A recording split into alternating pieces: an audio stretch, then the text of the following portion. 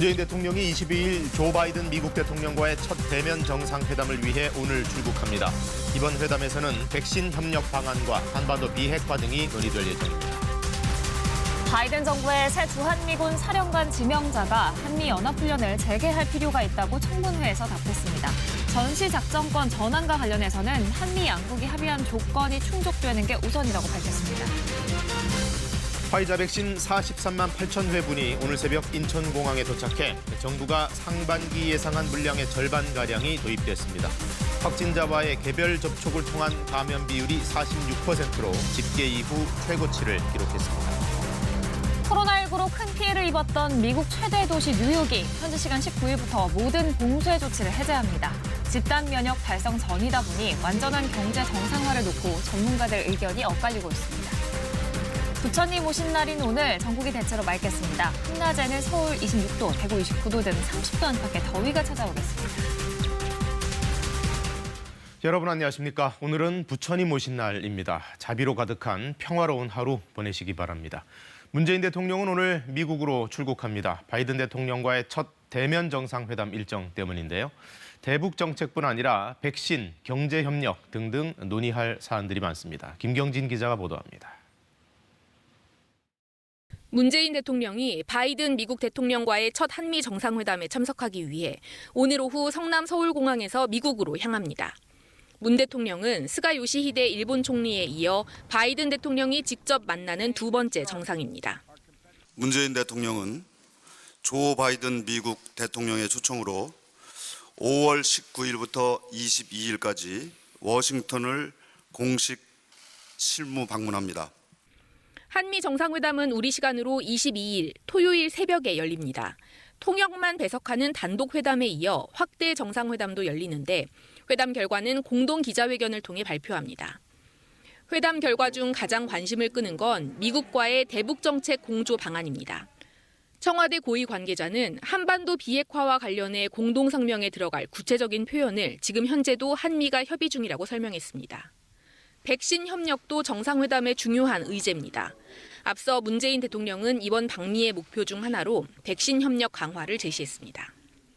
이번 방미를 백신 협력을 강화하고 백신 생산의 글로벌 허브로 나아가는 계기로 삼겠습니다. 문 대통령은 워싱턴 일정을 마친 뒤 애틀란타로 이동해 현지 진출 기업인 SK이노베이션 전기차 배터리 공장을 방문하는 방안을 추진 중입니다. 백신 기업들의 투자 협약식에도 참석할 가능성이 제기되는 가운데 청와대 관계자는 아직 검토 중에 있다고 밝혔습니다. 문 대통령은 3박 4일의 일정을 마친 뒤 오는 23일 오후 늦게 귀국할 예정입니다. KBS 뉴스 김경진입니다. 바이든 정부의 새 주한미군 사령관 지명자가 한미연합훈련은 매우 중요하고 조만간 재개할 필요성이 있다고 청문회에서 답했습니다. 전시작전권 전환과 관련해서는 시기를 딱 정해놓기보다는 조건이 성숙될 때를 기다리는 것이 바람직하다, 이런 입장을 밝혔습니다. 워싱턴에서 김양순 특파원이 전해왔습니다. 폴 라카메라 한미연합사령관 겸 주한미군 사령관 지명자가 한미연합훈련의 재개가 필요하다고 밝혔습니다. 라카메라 지명자는 현지 시간 18일 열린 인준 청문회에서 한미연합군이 최근 2년간 대규모 야전훈련을 시행하지 않아 한계가 있지 않냐는 질문에 군사적 준비 태세를 위해 훈련이 매우 중요하다며 한국 측과 협의해 실전훈련을 재개하도록 할 계획이라고 밝혔습니다. Training and readiness is extremely important, and live training is a lot better than the virtual and the constructive. 다만 군사적 준비 태세는 외교가 이루어질 수 있는 시간과 공간을 유지하기 위한 것이지 분쟁을 위한 것은 아니라고 강조했습니다. 이어 전시작전 통제권 전환과 관련해 시기와 조건 중 무엇에 기반하는 것이 맞냐는 질문에는 한미 양국이 합의한 전자권 전환 계획의 조건이 충분히 충족되는 것이 우선이라고 답했습니다. The conditions-based OPCON transfer should remain. It's bilaterally agreed upon, and I believe that it should remain as a conditions-based approach. 라카메라 지명자는 한국 정부가 전시작전권 전환과 관련 위험 요인을 파악하고 있다고 본다며 미국도 이에 대한 대응이 필요하다고 덧붙였습니다. 이는 지난 3월 오스틴 미 국방장관이 방한 당시 전자권 전환까지는 시간이 더 필요하다고 밝힌 입장과 같은 기조로 파악됩니다. 워싱턴에서 KBS 뉴스 김영순입니다. 국내 코로나19 일일 확진자 수는 어제 0시 기준으로 다시 500명대로 내려왔습니다. 최근 들어 굵직한 집단 감염은 좀 줄었지만 대신 개별 접촉으로 인한 감염 비중이 집계 이래 최고치를 기록했습니다. 취재기자 연결합니다. 이호준 기자, 유행세가 아직 꺾였다고 볼 수는 없는 거죠? 네, 그렇습니다. 수도권 유행과 함께 호남권의 집단 감염 발생으로 코로나19 증가세가 이어지고 있습니다. 확진자 한 명이 주변에 몇 명을 감염시키는지 보여주는 감염 재생산 지수는 전국 단위에서 0.99를 보여 유행 확산을 의미하는 기준점 1에 근접했는데요. 특히 수도권 지역에서는 1.03으로 3주 만에 1을 넘어섰습니다. 가족과 지인 등 가까운 사이끼리의 감염도 계속되고 있습니다. 확진자 개별 접촉을 통한 감염 비율은 46%로 집계가 시작된 지난해 8월 이후 최고치를 기록했습니다. 방역당국은 오늘 부처님 오신 날을 맞아 여러 행사나 모임이 늘어날 수 있다며 더욱 철저한 방역 관리를 강조했습니다. 네, 백신 접종은 순조롭게 진행되고 있습니까? 네, 오는 27일부터 접종이 시작되는 65세에서 74세 고령자 514만 명의 접종 예약률은 어제 0시 기준 57%로 집계가 됐습니다. 다음 달 7일부터 시작될 어린이집과 유치원, 초등학교 저학년 교사 대상 접종의 경우에는 신청 닷새 만에 예약률이 63%를 넘어섰습니다. 방역당국은 특히 60세 이상 고령자의 치명률이 높다며 백신 접종을 거듭 당부했는데요. 코로나19 백신 추가 물량 도입도 계획대로 진행이 되고 있습니다. 화이자 백신 43만 회분이 오늘 새벽 항공기편으로 인천공항에 도착했습니다. 정부가 상반기에 도입하기로 한 700만 회분 가운데 절반가량 도입이 완료되는 것으로 나머지도 매주 순차적으로 도입될 예정입니다. 한편 지금까지 인도에서 입국한 인도 재외국민 중 38명이 코로나19 양성 판정을 받은 것으로 나타났습니다. 이 가운데 4명은 인도 변이 바이러스에 감염된 것으로 확인됐습니다. 영국 등 주요 변이 바이러스 확진 사례도 모두 247건 추가로 확인됐습니다. 이로써 지난해 10월 이후 확인된 변이 바이러스는 1113건으로 늘었습니다. 지금까지 사회부에서 KBS 뉴스 이호준입니다. 미국 최대 도시 뉴욕이 현지 시각 19일자로 모든 봉쇄 조치를 해제하고 완전한 경제 재개에 돌입합니다. 백신 접종 성과를 바탕으로 당초 목표였던 7월보다도 일정을 더 앞당긴 건데요. 다만 아직 이 온전한 집단 면역까지는 생성되지 않은 상태라 불안불안하게 바라보는 시각도 없지 않습니다. 뉴욕 한보경 특파원의 보도입니다. 자유의 여신상에 있는 리버티 섬과 맨해튼을 오가는 페리 이용객이 최근 들어 부쩍 늘었습니다. 지난달엔 코로나19 사태 이전의 30% 수준까지 회복했습니다. Yeah, I feel very safe here.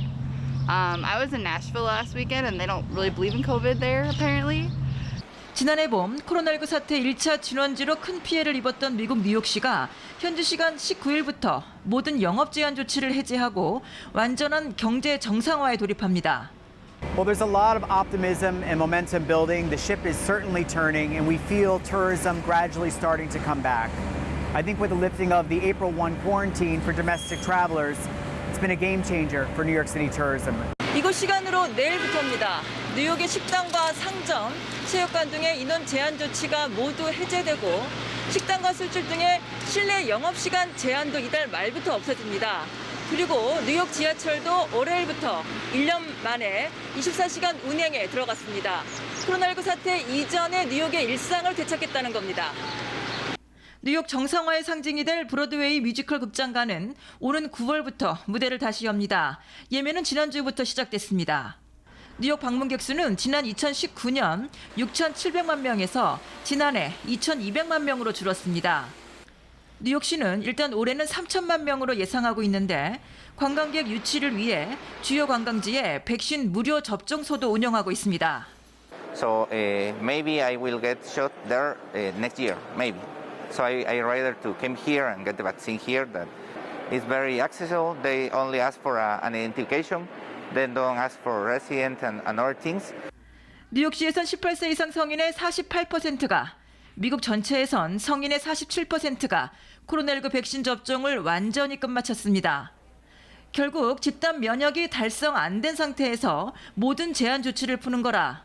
집단 면역이 경제 정상화의 필수 조건이냐를 놓고 전문가들 의견이 엇갈리고 있다고 최근 월스트리트 저널이 보도했습니다.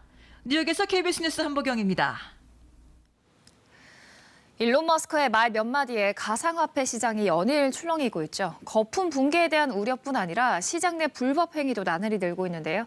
민주당이 가상화폐 시장에서의 사기나 다단계, 또 시세 조작 등을 막기 위한 입법화 논의에 들어갔습니다. 손서영 기자의 보도입니다. 비트코인 가격은 석 달 만에 한때 최저치를 기록했습니다. 결제 중단을 선언한 일론 머스크 발언에 여진이 이어지며 국내 투자자들의 불안감도 커지고 있습니다. 가상화폐 투자가 늘며 이미 주식시장에 맞먹을 정도로 몸집이 커진 상황. 사기나 불법 다단계 같은 피해가 속출하자 여당이 입법화 논의에 들어갔습니다. 우선 불공정 거래를 막고 투자자를 보호하기 위한 법안이 나왔습니다.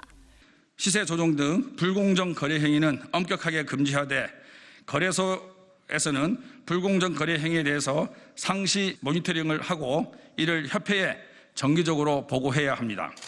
부당이득은 물론 시세 조작 등에 쓰인 자금까지 몰수하는 내용의 법안도 나온 상태입니다. 가상화폐를 자산으로 인정하느냐를 두고는 논란이지만 엄연한 시장의 불법은 우선 막아야 한다는 데에 초점을 두고 있습니다. 취급업소 스스로 거래 대금의 안전한 보관과 거래의 투명성을 확보할 수 있는 체계를 마련토록 관계부처와 긴밀히 할 것입니다. 정부도 곧 대책을 발표합니다. 정부 당국자는 주무기관은 금융위로 잠정 정리됐고 사안에 따라 산업부 등 관련 부처들도 관여하게 될 것이라고 밝혔습니다. 오는 9월까지 진행되는 가상자산 사업자 신고가 완료되면 시장의 투명성이 한층 높아질 것으로 기대합니다. 당정은 일단 투명한 거래 질서 확립엔 공감대를 이루고 있습니다만 구체적인 규제 방식을 놓고는 몇 차례 더 당정 협의를 거쳐야 할 것으로 보입니다. KBS 뉴스 손소영입니다. 투자자 보호 방안이 가닥을 잡아가는 가운데 가상화폐 투자 이익에 대한 과세도 6개월이 앞으로 다가왔습니다. 250만 원 넘는 소득에 대해서 총 22% 세율이 적용되는데 이를 두고 왜 금융소득이 아닌 복권 당첨금과 비슷한 개념으로 보냐 하는 반발도 일부 나오고 있습니다. 이 내용은 김수연 기자가 보도합니다. 가상화폐 과세는 내년 1월 1일부터 시행됩니다. 투자를 통해 얻은 소득이 250만 원이 넘을 경우 세금을 매깁니다. 지방세까지 포함하면 세율은 22%입니다.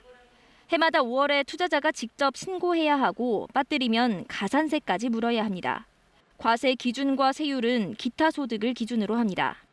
미술품 거래를 통한 차익이나 복권 당첨금과 비슷한 개념으로 보는 겁니다.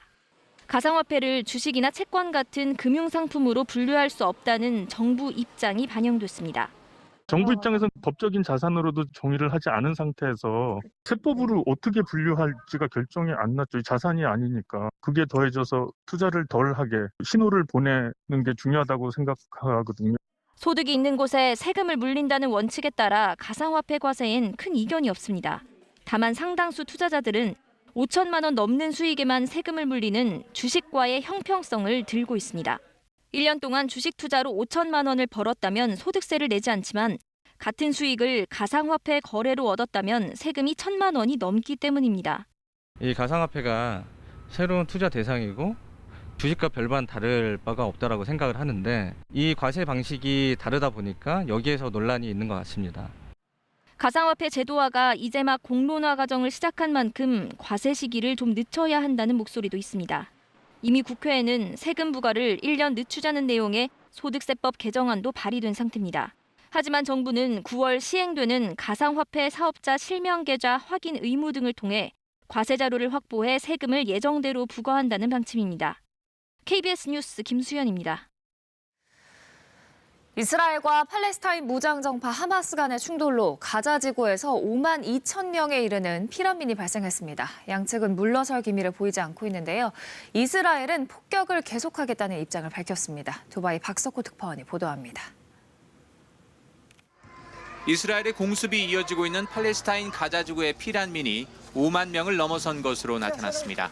유엔 인도주의 업무조정국은 가자 지구 피난민이 5만 2천 명에 이르고 이 가운데 4만 7천여 명은 유엔이 운영하고 있는 학교에서 생활하고 있다고 밝혔습니다. Taking down, I think by now, several dozen high-rise buildings with apartments where people live. So yes, they've in some cases warned them, they've protected their life, but now they're homeless. 구호단체가 음식은 제공하고 있지만 수도와 전기 공급은 물론 의료 장비도 부족해 전염 질환이 우려되는 상황입니다. 이스라엘 주민들 상당수 역시 하마스의 로켓 공격을 우려해 집 대신 대피소에서 생활하며 큰 불편을 겪고 있습니다. Everyone is scared. There is a lot of people and children in the shelter. We want a safe place and we want all this war to stop. 하지만 무력 충돌을 끝내려는 움직임은 보이지 않습니다. 네타냐후 이스라엘 총리는 하마스가 예상하지 못한 충격을 받았을 것이라면서도 폭격을 계속하겠다고 말했습니다.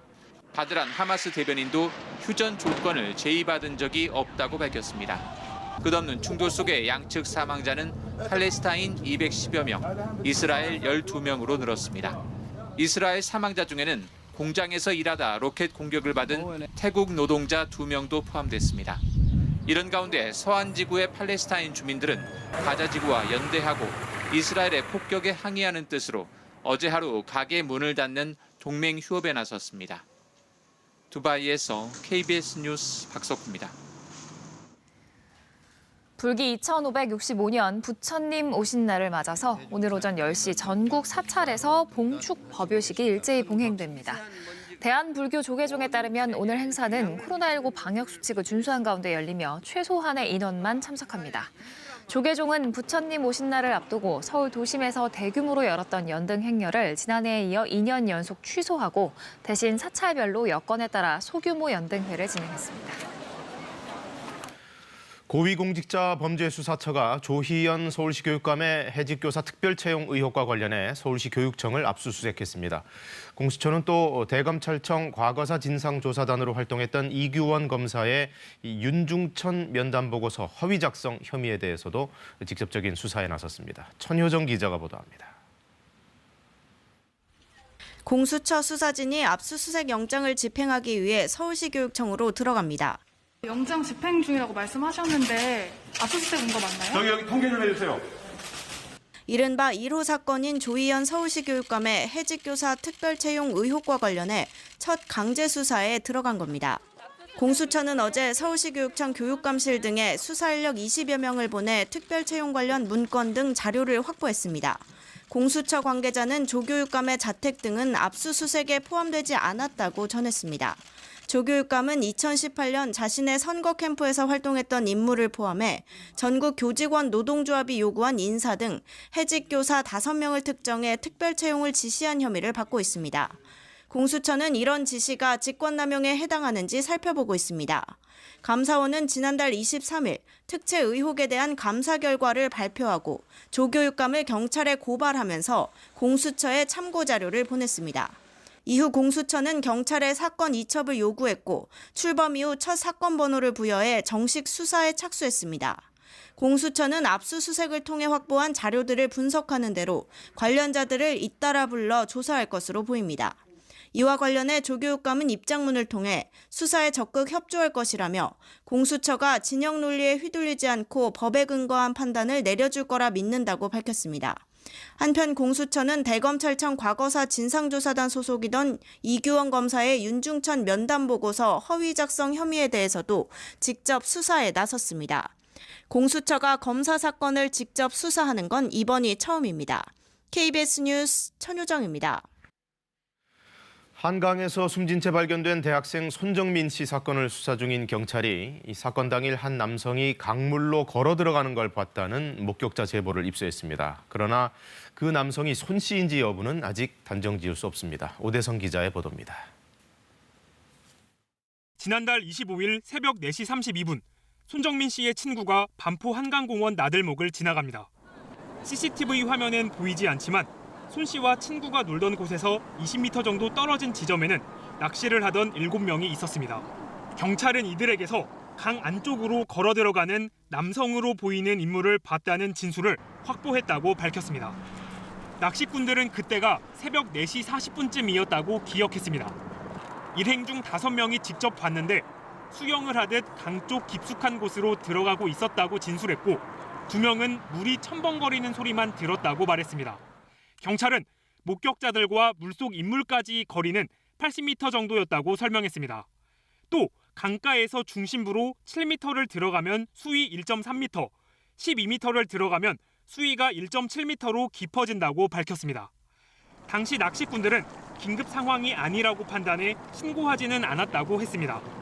원 안에 보이는 낚시꾼들은 새벽 5시 5분쯤 귀가하는 게 CCTV에 찍혔는데 이들은 이때까지도 입수한 사람이 나오는 건 못 봤다고 경찰에 진술했습니다.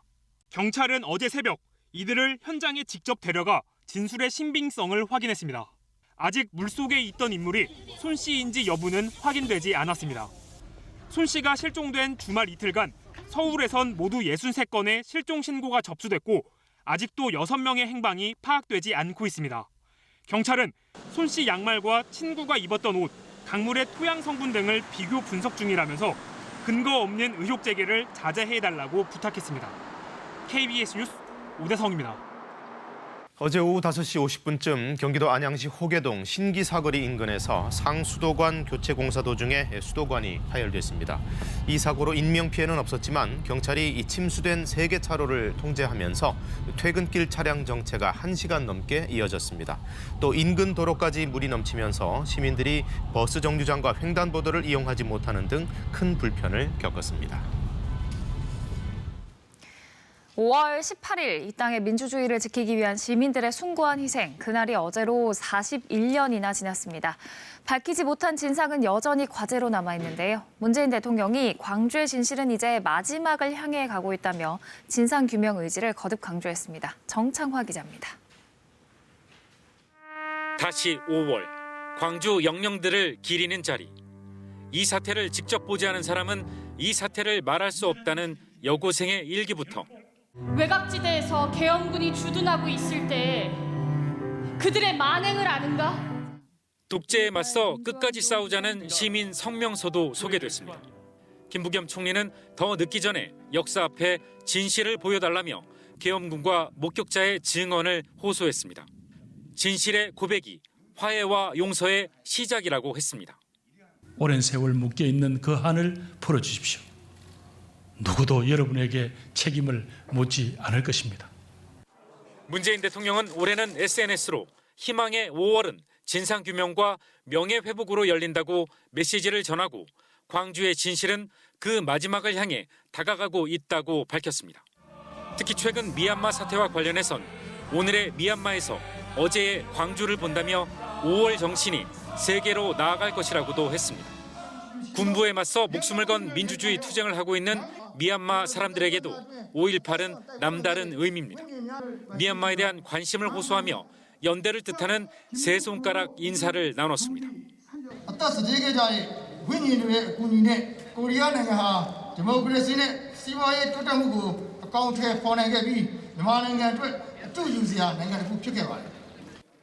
여야 정치권도 모처럼 한 목소리로 5월 정신 계승을 다짐했습니다.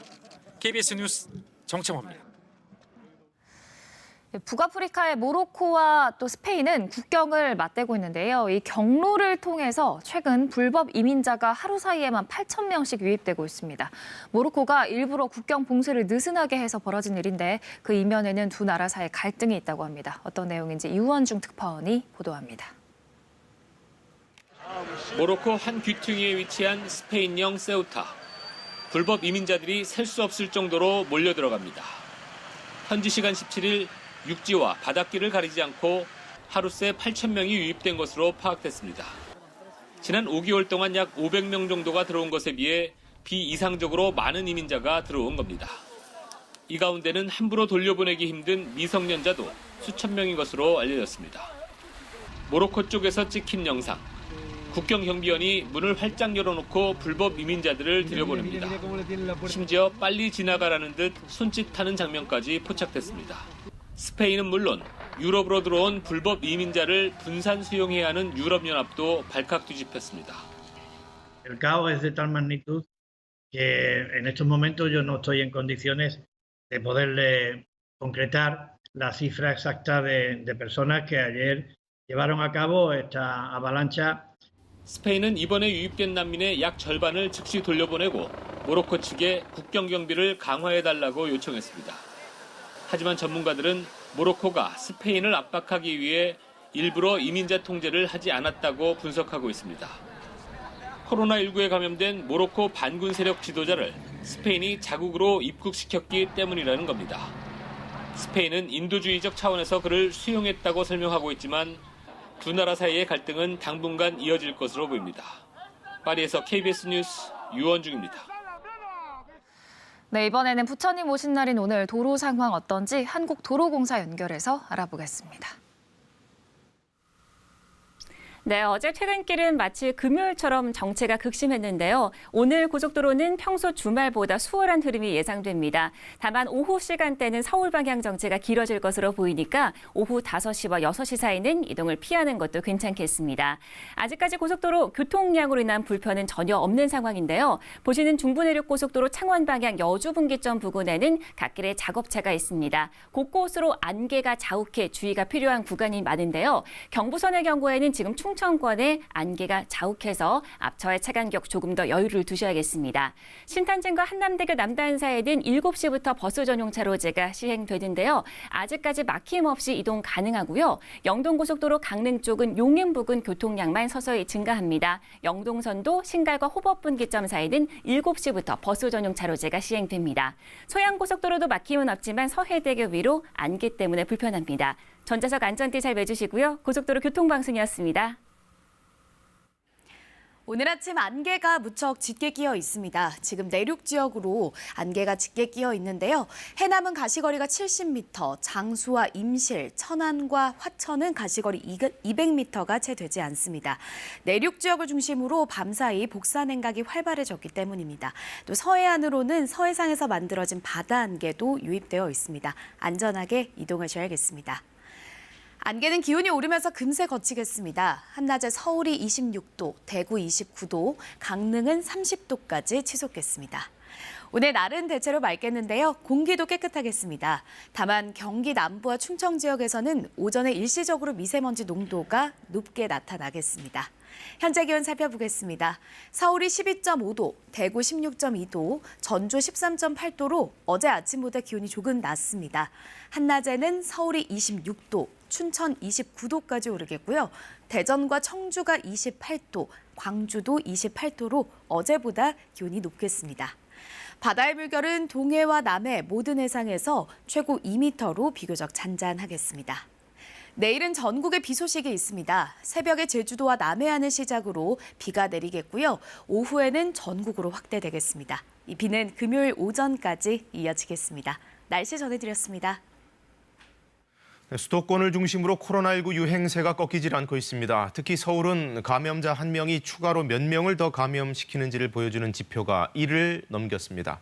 계속해서 감염자가 늘어나면 늘어났지 줄지는 않고 있다는 그런 기류를 보여줍니다. 석혜원 기자가 보도합니다. 서울 노원구의 한 고시원입니다. 거주자 1명이 지난 11일 처음 확진된 뒤 지금까지 11명이 감염됐습니다. 이곳에서는 20명이 함께 거주하고 있었습니다. 방역당국은 화장실과 주방 등 공용 공간을 함께 사용하며 전파된 것으로 보고 있습니다.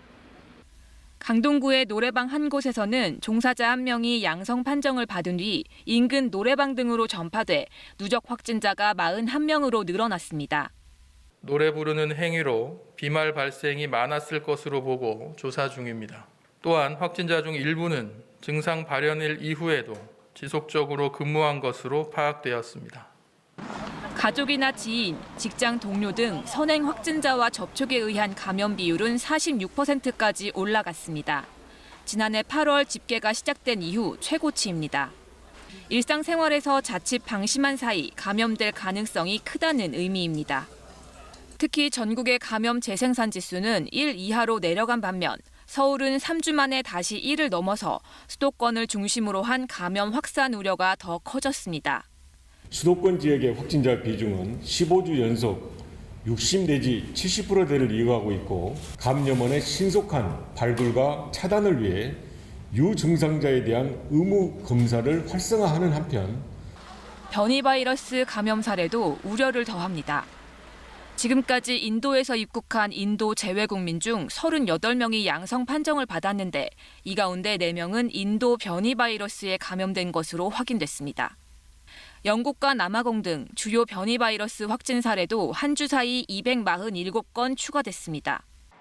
한편 9월 2학기 전면 등교가 추진 중인 가운데 방역당국은 우선 8월 중으로 고3 학생과 교사에 대한 백신 접종을 마무리할 예정이지만 12세부터 15세 연령대에 대해서는 추가 검토가 필요하다고 밝혔습니다. KBS 뉴스 석혜원입니다. 네, 몇 달 전에 경남 진주에서 목욕탕을 중심으로 한 코로나19 집단 감염이 상당히 큰 규모로 번진 일이 있는데요. 이번에는 부산에서 비슷한 사례가 불거졌습니다. 확진자가 방문하면서 벌어진 일인데 이 몸에 증상이 생기자 그걸 회복하겠다고 대중 목욕탕을 찾았던 것으로 파악됐습니다. 정민규 기자가 보도합니다. 코로나19 확진자가 계속해서 나오고 있는 부산 북구의 한 목욕탕입니다. 지난 15일 한 확진자가 다녀간 것으로 확인된 뒤 지금까지 10명이 확진 판정을 받았습니다. 해운대구 목욕탕 이용객들도 잇따라 코로나19에 감염됐습니다. 방역당국 조사 결과 최근 연쇄 감염이 이어지고 있는 부산 수영구 댄스 동호회 관련 확진자 2명이 다녀간 것으로 확인됐습니다. 누적 확진자가 9명으로 검사 결과에 따라 앞으로 더 늘어날 수 있습니다. 이 목욕탕 2곳을 포함해 동래구와 영도구 등 부산 6개 구에 걸쳐 목욕탕 8곳에 확진자가 다녀간 것으로 나타나 부산시가 긴급조사에 나섰습니다. 공통점이 지금 증상이 있어서 목욕탕 방문하셨고 그 이후에 확진이 되어서 조사 대상이 된 이런 상황들이거든요. 방역당국은 감기와 같은 증상이 느껴지면 대중 목욕탕을 이용해선 절대 안 되고 별다른 증상이 없더라도 탕 안에서 방역 수칙을 꼭 지켜달라고 당부했습니다. 탕 내에 들어가서 목욕을 하실 때에도 다른 이용객과 거리 두기를 하고 대화를 일절 삼가하시는 부분이 중요합니다. 그리고 최소한의 시간만 목욕탕을 이용하시기를 권고드립니다. 지난 3월 경남 진주에서도 목욕탕 관련 연쇄 감염으로 180명 가까이 확진 판정을 받았고 목욕탕업 종사자 4,000명이 전수검사를 받기도 했습니다. KBS 뉴스 정민규입니다. 세종시 이전 대상이 아닌데도 세종에 신청사를 지어놓고 직원들로 하여금 아파트 특별 공급을 받게 한 관평원, 즉 관세평가분류원에 대해 김부겸 총리가 엄정 조사를 지시했습니다. 직원들의 특별 공급 분양을 취소하는 방안도 검토되고 있습니다. 보도에 김민혁 기자입니다. 세종시 이전을 결정한 관세평가분류원은 2017년 5월부터 직원 특별 공급을 받기 시작합니다. 10개월 뒤 이전 대상이 아니라는 행안부의 해석이 전달됐습니다. 하지만 관평원은 무시하고 건물 공사를 시작했고 특별 공급은 2019년 7월까지 계속됐습니다. 행안부가 감사원에 공익감사를 청구하기 전까지 49명이 특별 공급 아파트를 받았고 시세 차익도 얻었습니다. 이런 이해할 수 없는 신청사 건립에 대해 김부겸 국무총리가 특별 공급 취소 여부를 포함한 엄정한 조사를 지시했습니다. 어떻게 그런 허점이 생겼는지를 제가 정확하게 살펴보라고 그랬고요. 그다음에 그렇기 때문에 최초로 획득한 그들의 특공의 지위 자체가 이게 유용한 지위인지 혹은 특공 취소 여부는 불투명합니다. 행복청은 특공 취소를 소급 적용할 수 있는 규정이 없어 국토부 등과 법률 검토를 하겠다고 밝혔지만 현행 주택법으로도 가능하다는 의견도 나옵니다. 특별 공급을 받을 수 있는 대상자는 아니었음이 확인되었기 때문에 해당 사업 주체가 이 주택의 공급 계약을 취소할 수 있을 것으로 판단되고 이와 별도로 투기 의혹을 받고 있는 행복청 간부들에 대한 조치도 나왔습니다. 소속 과장 2명의 아내가 세종시 연기면 일대 농지 1073제곱미터를 공동 매입한 걸로 드러났기 때문입니다. 땅을 산 시기는 근처 부지가 국가산단 후보지로 지정되기 전이어서 내부 정보를 이용한 땅 투기 의혹이 일었습니다. 행복청은 해당 과장 2명을 직위 해제하고 경찰에 수사 의뢰했습니다. KBS 뉴스 김민혁입니다. 손님을 살해하고 시신을 유기한 인천 노래주점 업주의 신상이 공개됐습니다. 34살 허민우는 폭력 조직 활동으로 집행유예를 선고받고 보호관찰 기간 중에 범죄를 저지른 걸로 드러났는데요. 느슨한 관리 감독 문제가 도마에 올랐습니다. 신지원 기자입니다. 손님을 살해한 뒤 시신을 훼손해 유기한 혐의를 받고 있는 노래주점 업주 34살 허민우. 술값 문제로 다퉜던 게 범행 동기라고 진술했습니다. 정말 죄송합니다. 정말 죄송합니다. 범행 장소는 인천시 중구의 노래주점. 허민우는 과거에 이 일대 폭력 조직에서 활동하다 붙잡혔습니다.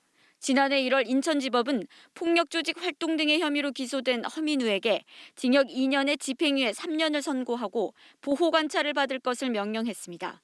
보호관찰 종료 시점은 2023년 2월. 보호관찰 중이던 지난달 22일 범행을 저지른 겁니다. 법무부에 따르면 허민우는 보호관찰 대상자 중 가장 낮은 단계인 일반 등급이었습니다.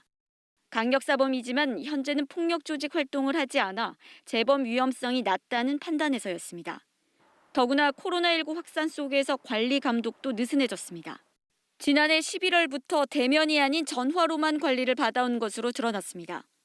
법무부는 허민우에 대해 지난해의 경우 대면 감독 6차례, 통신지도 9차례를 진행했지만 인천 지역의 코로나19 방역 수준이 2단계로 강화되면서 올해 들어선 통신지도 8차례만 실시한 문제점이 있었다고 설명했습니다.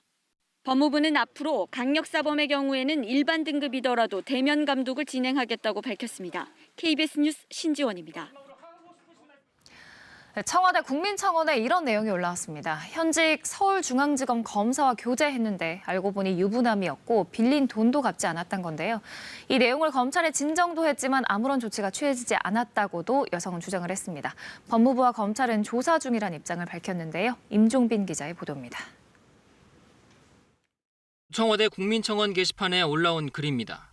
글을 쓴 A씨는 지난 3월 서울중앙지검에 검사 비위에 대한 진정서를 제출했다고 적었습니다.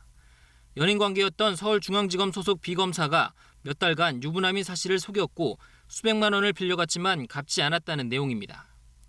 A씨는 교제 사실을 알리지 말라며 서명을 강요한 각서 등을 증거로 제출했다. 교제 중에 쓴 수백만 원 상당의 카드 내역도 제출했다고 주장했습니다. 감찰 담당 부서 검사는 B검사에 대한 징계는 이뤄질 것이라고 하면서도 자신에게 수차례 연락을 해 진정 취하를 유도하는 듯한 이야기를 했다고 A씨는 주장했습니다. 또 감찰 담당자가 손해배상 등을 언급하며 회유를 했다고도 적었습니다. 이와 함께 검찰 진정 내용이 정보지 형태로 유출됐고 자신이 누군지 알아볼 내용마저 들어있었다고 주장했습니다. 법무부 역시 내용을 보고받고도 감찰에 나서지 않았다고도 했습니다. 이에 대해 서울중앙지검은 규정과 절차에 따라 현재 조사 등이 진행 중이라며 구체적인 내용에 대해서는 답변하기 어렵다고 밝혔습니다. 법무부 관계자는 검사에 대해 1차적 감찰권이 있는 대검찰청과 서울중앙지검이 절차에 따라 조사를 진행 중인 것으로 알고 있다고 말했습니다. KBS는 B검사의 입장을 듣기 위해 연락을 시도했으나 닿지 않았습니다. KBS 뉴스 임종빈입니다.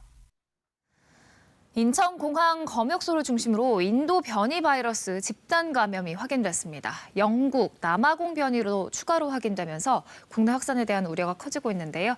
방역당국 브리핑 가운데 관련 내용을 추려봤습니다. 들어보시죠. 인천공항에 있어서 해외 입국자를 관리하고 격리 치료를 하는 업무를 담당하는 이쪽 업무 종사자들에게 있어서 감염됐고 이 업무하는 사람의 이제 동료, 지인에서 추가 확진자들이 발생을 했습니다. 이 사람들을 대상으로 변이 바이러스 분석한 결과 동일한 변이 바이러스인 인도 변이 바이러스가 확인됐습니다. 영국 변이가 확인된 사례들은 여전히 추가적으로 확인되고 있습니다. 경기도 부천에서도 집단 발생 사례 내에서 추가 환자들에 대해서 남아공 변이 분석을 했었을 때 추가 한두 건들은 나오고 있는 상황입니다. 해당 집단 사례 이외에서는 아직 남아공 변이가 확인되고 있지는 않는 상황입니다. 지난 1주간 코로나19 확진자에 대한 그 유전자 분석 결과 247건의 주요 변이 바이러스가 추가로 확인되었습니다. 이번 주에 26.8%인데 그 지난주에 대비해서는 약간 감소한 그런 추세입니다. 하지만 이제 이게 낙관할 수 있는 상황이 아니고 그 언제든지 변이 검출률이 높아질 수 있는 상황으로 이렇게 보고 있기 때문에 여기에 대해서 더 억제될 수 있도록 그 바이러스의 세계에서도 적자 생존과 같은 그런 법칙들이 존재를 하게 되는데 사람에게 조금 더 전파를 용이하게 하고 생존성도 높은 바이러스들이 주로 살아남습니다. 그보다 더 뛰어난 적응성을 가진 바이러스가 나타나기 전까지는 계속 우세를 진행하려고 하는 그런 경향들이 보통 관찰되게 됩니다. 30세 미만에 대해서 아스트라제네카 백신에 대한 그 접종 제한을 한 그 시점 그때까지 그 1차 접종을 했던 30세 미만이신 분이 한 13만 5천 명 정도입니다. 1차 접종 때 그 희귀혈전증 같은 중한 부작용이 있는 경우는 이제 2차 접종에서 아스트라제네카 접종을 제외를 하지만은 현재까지는 없기 때문에 2차 접종도 아스트라제네카로 진행이 된다는 말씀을 드리고요. 이제 고3과 이제 초등학교부터 고등학교까지 교사들에 대한 접종이 이제 7, 8월 달에 방학 중에 이루어질 예정이고, 다만 치명률이라든지 어떤 그 중증화율이 청소년들은 이제 극히 낮은 상황이기 때문에 우선순위에 있어서 그 시기를 어느 시점으로 할 건지에 대해서는 이제 논의가 필요한 사항이라고 생각을 하고 있습니다. 코로나19 관련 국제 소식 전해드립니다. 최근 타이완에선 지역사회 감염에 따른 코로나19 확진자가 빠른 속도로 늘고 있는데요. 타이완 당국이 한 달 동안 국경문을 다시 닫기로 했습니다. 지난 17일 타이완 내 코로나19 하루 신규 확진자가 300명대로 급증하는 등 확산세가 꺾이지 않자 타이완 당국이 19일 오늘 0시부터 다음 달 18일까지 국경을 다시 봉쇄하고 유효한 거류증을 소지하지 않은 외국인의 입경과 여행객들의 타이완 환승을 잠정 중단하기로 밝혔습니다. 다만 긴급하거나 인도적 고려가 필요한 경우에는 제한적으로 허가 절차를 밟아 입경을 허용한다고 설명했습니다. 이와 함께 타이완 전 지역의 학교 시설 역시 19일부터 2주간 문을 닫고 온라인 수업으로 대체합니다.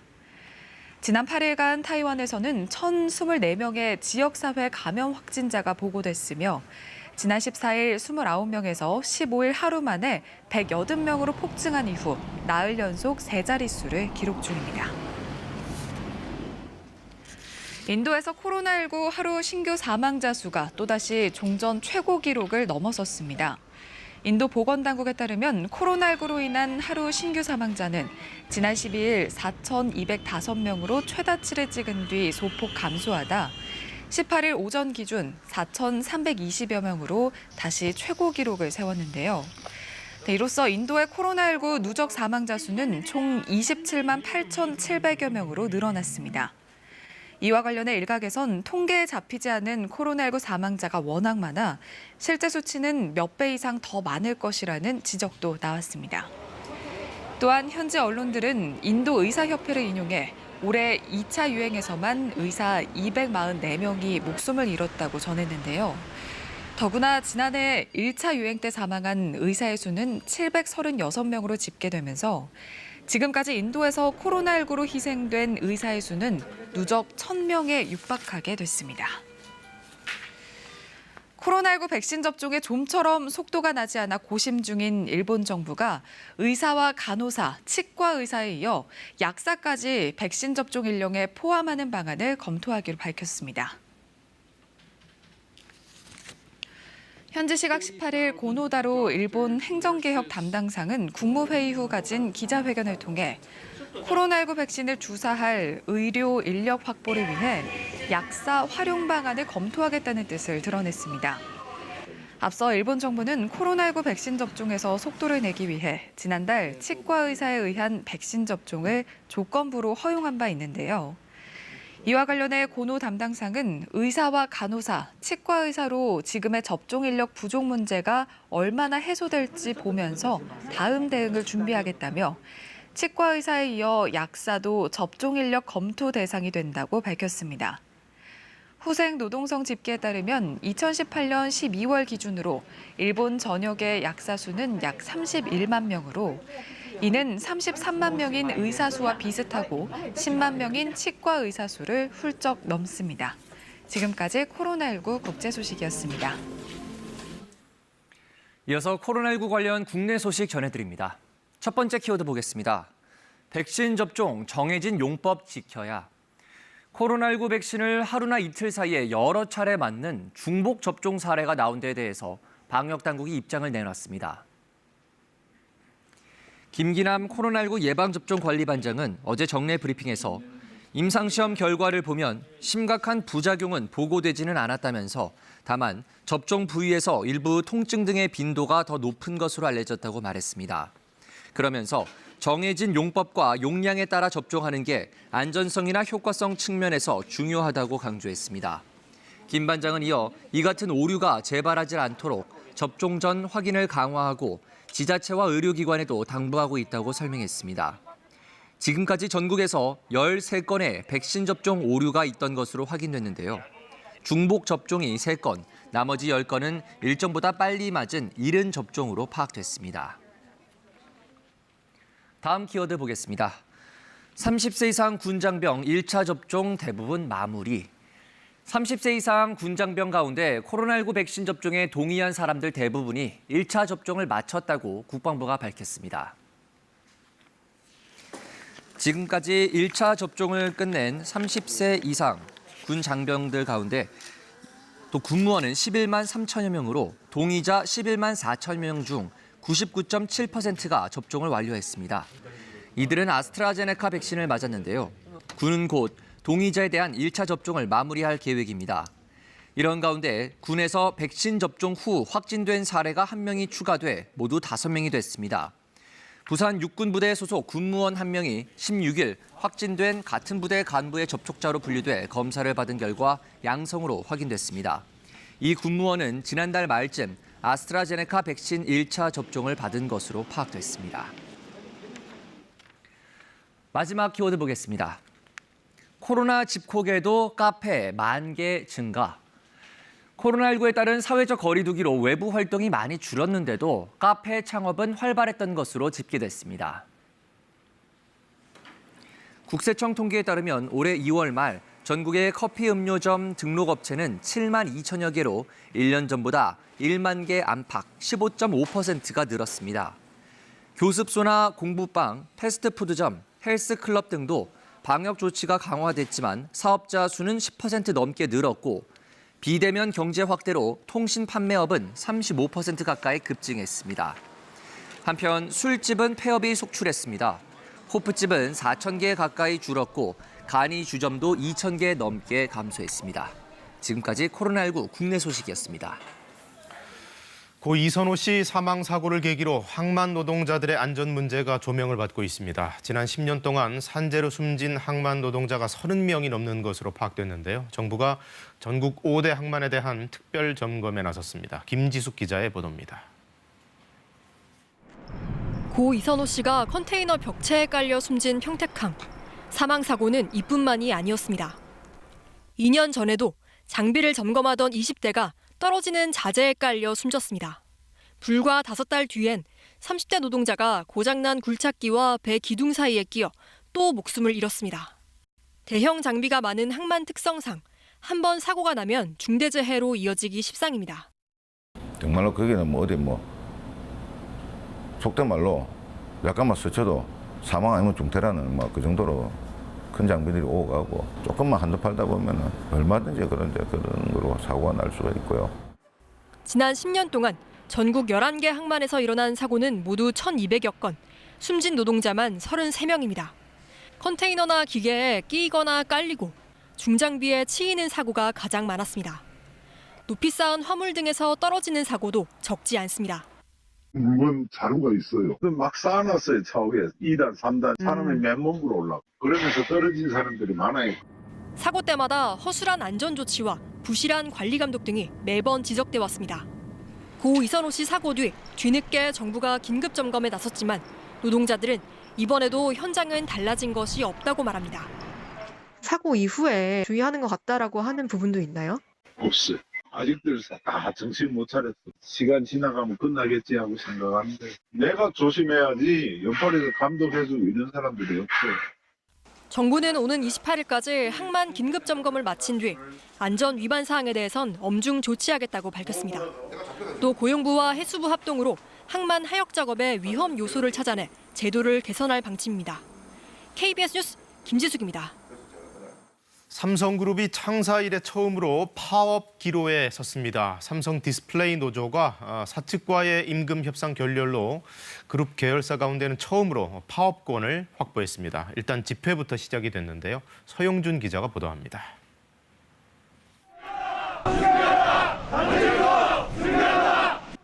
삼성 디스플레이 노조원들이 회사 앞에 모였습니다. 조합원 2,400여 명 가운데 100여 명이 참석했습니다. 노조원들은 지난 2월부터 8차례 단체 교섭과 중앙노동위원회 조정까지 거치는 동안 사측이 노조를 무시하는 행태를 보였다고 비난했습니다. 회사는 아직도 노동조합을 철저히 무시하고 있습니다. 진짜 파업할 거냐? 라는 발언으로 우리를 조롱하고 있습니다. 최대 쟁점은 임금 기본 인상률. 노조는 지난해 실적 등을 근거로 6.8%를 요구하고 있지만 사측은 4.5%를 제시하며 성과 인상률을 합치면 평균 인상률이 7%가 넘는다고 맞서고 있습니다. 위험수당 현실화 등의 쟁점도 노사 간 의견 적분을 보지 못하고 있습니다. 노조는 이번 집회를 시작으로 조만간 향후 투쟁 방안을 결정할 계획인데 파업도 배제하지 않고 있다고 밝혔습니다. 이미 파업 찬반 투표에서 노조원 91%가 찬성한 상태입니다. 삼성 디스플레이는 노조와 대화를 이어가기 위해 중앙노동위원회 조정기간 연장을 요청했지만 합의가 이루어지지 않았다며 교섭이 재개돼 임금 협상이 원만하게 마무리되길 희망한다는 뜻을 밝혔습니다. 하지만 만일 파업이 현실화될 경우 삼성그룹 창사 이래 최초의 파업인데다 다른 계열사에도 영향을 줄 수 있는 만큼 경제계와 노동계 모두 사태 추이에 촉각을 곤두세우고 있습니다. KBS 뉴스 서영준입니다. 자동차 배기가스나 화력발전소에서 배출되는 이산화질소 대표적인 대기 오염 물질인데요. 국내 연구팀이 이산화질소가 파킨슨병 발병률을 높인다는 연구 결과를 내놨습니다. 최대 41%나 위험이 높아진답니다. 신민의 의학 전문 기자의 보도입니다. 11년 전 파킨슨병 진단을 받고 치료 중인 70대 환자입니다. 동작이 느려지고 걸음걸이가 부자연스러워졌습니다. 여기가 다 떨리죠. 몸이 좋고 약간 푸른 것 같은데 몸이 유연해도 아주 100% 유연한 게 아니고 한 80%나 90%에 뇌에서 운동을 담당하는 신경세포가 서서히 죽어가면서 나타나는 파킨슨병은 치매와 우울증을 유발하는데 국내에선 환자 수가 해마다 늘어 12만 명에 달합니다. 이런 파킨슨병 발병에 대기 오염의 주범인 이산화질소가 영향을 미친다는 연구 결과가 나왔습니다. 서울 아산병원 정선주 교수팀이 서울에 거주하는 40세 이상 일반 성인 8만여 명을 9년 동안 추적 관찰했는데 이산화질소 농도 상위 25% 환경에 노출된 성인은 이산화질소 하위 25% 노출 성인보다 파킨슨병 발병률이 41%나 높게 나타났습니다. 연구팀은 이산화질소가 뇌에 염증을 일으키거나 외부와 직접 맞닿은 후각신경에 독성을 일으켜 생긴 비정상적인 단백질이 뇌로 타고 들어가 파킨슨병이 생기는 것으로 추정했습니다. 이산화질소라는 것은 이제 우리가 노력을 하면은 노출을 줄이거나 국가 정책을 통해서 이제 조절을 할 수 있기 때문에 어느 정도 이제 파킨슨병에 대한 그런 위험도를 낮추는 데 기여를 할 수도 있는 거고요. 대기오염이 뇌질환을 유발할 수 있다는 학설은 꾸준히 제기돼 왔지만 건강보험 빅데이터를 이용해 국내에서 장기간 대규모 연구를 벌인 건 이번이 처음입니다. 이번 연구는 미국 의학협회가 발간하는 신경학 분야 저명학술지인 자마 뉴럴로지에 이달의 논문으로 게재됐습니다. KBS 뉴스 신민혜입니다. 러시아 모스크바의 기온이 최근 이틀 연속 30도를 넘겼습니다. 120여 년 만에 최고로 높은 이상 고온인데요. 모스크바에서 김준호 특파원이 전해왔습니다. 도심 공원을 찾은 시민들이 분수대의 물에 더위를 식힙니다. 며칠 전까지만 해도 낮 최고 기온이 20도 안팎이었지만 갑자기 그제부터 30도가 넘는 더위가 모스크바에 찾아온 것입니다. 더위 속에서도 오랜만에 햇빛을 반기며 일광욕을 하는 모습도 곳곳에서 눈에 띕니다. долго холодно, что когда тепло, это так коротко и недолго, но это кайф, солнышко, красота. 모스크바의 어제 낮 최고 기온은 섭씨 31도를 넘어서면서 제정 러시아 시절인 1897년과 1898년에 세워진 5월 18일자 역대 최고온 기록인 29.1도를 경신했습니다. 그제도 기온이 30도 넘게 올랐습니다. В Москву пришла первая в этом сезоне жара. Это не совсем типично для середины мая. 모스크바시 당국은 전날에 이어 어제도 최악 적색경보 바로 아래 등급인 오렌지색 날씨경보를 발령했습니다. 현지 기상당국은 이 같은 이상 고온이 하루 정도 더 이어질 것이라고 내다봤습니다. 모스크바에서 KBS 뉴스 김준호입니다. 오늘 아침 안개가 짙게 끼어 있습니다. 며칠간 내린 비 때문에 대기가 습한 데다가 밤사이 기온이 떨어지면서 이렇게 내륙 지역을 중심으로 안개가 짙게 끼었는데요. 서해안으로는 바다 안개도 유입돼서 가시거리가 매우 짧습니다.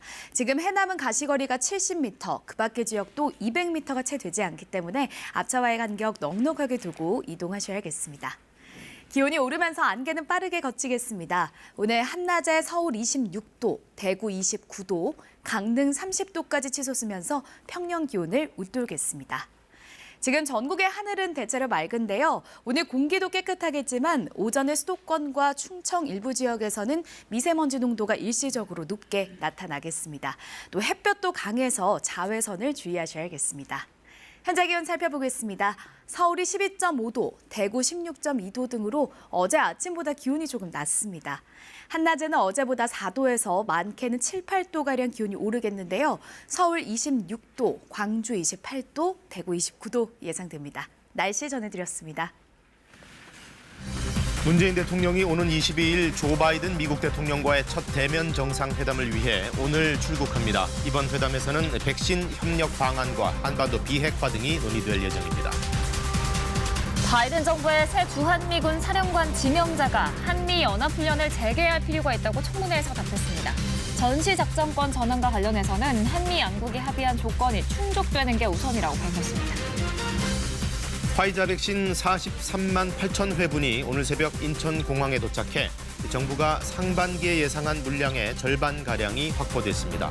확진자와의 개별 접촉을 통한 감염 비율이 46%로 집계 이후 최고치를 기록했습니다. 코로나19로 큰 피해를 입었던 미 최대 도시 뉴욕이 현지 시간 19일부터 모든 봉쇄 조치를 해제합니다. 집단 면역 달성 전이다 보니 완전한 경제 정상화를 놓고 전문가들 의견이 엇갈리고 있습니다. 문재인 대통령이 바이든 미국 대통령과의 정상회담을 위해 오늘 출국합니다. 그동안 화상으로는 서로 얼굴을 본 일이 있는데 대면 회담은 이번이 처음입니다. 지금 한미 간에는 아주 중요한 협력 사안들이 많죠. 북한 문제뿐만 아니라 백신, 기업 투자 등등 현안들이 산적해 있습니다. 김경진 기자의 보도입니다. 문재인 대통령이 바이든 미국 대통령과의 첫 한미 정상회담에 참석하기 위해 오늘 오후 성남 서울공항에서 미국으로 향합니다.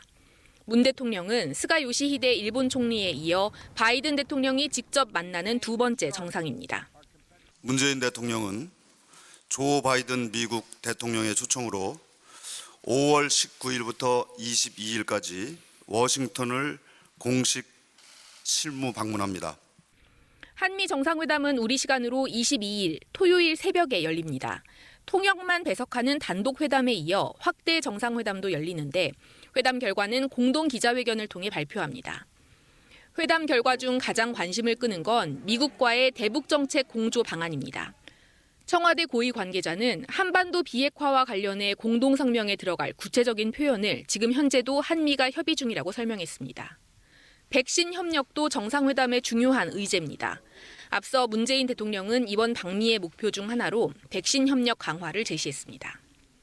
이번 방미를 백신 협력을 강화하고 백신 생산의 글로벌 허브로 나아가는 계기로 삼겠습니다. 문 대통령은 워싱턴 일정을 마친 뒤 애틀란타로 이동해 현지 진출 기업인 SK이노베이션 전기차 배터리 공장을 방문하는 방안을 추진 중입니다. 백신 기업들의 투자 협약식에도 참석할 가능성이 제기되는 가운데 청와대 관계자는 아직 검토 중에 있다고 밝혔습니다. 문 대통령은 3박 4일의 일정을 마친 뒤 오는 23일 오후 늦게 귀국할 예정입니다. KBS 뉴스 김경진입니다. 한미 국방 협력과 관련해서도 미군 쪽 책임자의 중요한 발언이 있었습니다. 주한미군의 새 사령관 지명자 라카메라가 청문회에서 말하기를 한미 연합 훈련을 재개할 필요성이 있다라고 했습니다.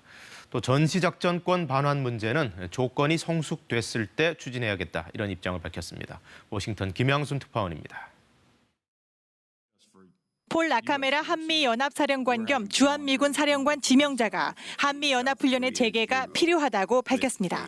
라카메라 지명자는 현지 시간 18일 열린 인준 청문회에서 한미연합군이 최근 2년간 대규모 야전훈련을 시행하지 않아 한계가 있지 않냐는 질문에 군사적 준비 태세를 위해 훈련이 매우 중요하다며 한국 측과 협의해 실전 훈련을 재개하도록 할 계획이라고 밝혔습니다.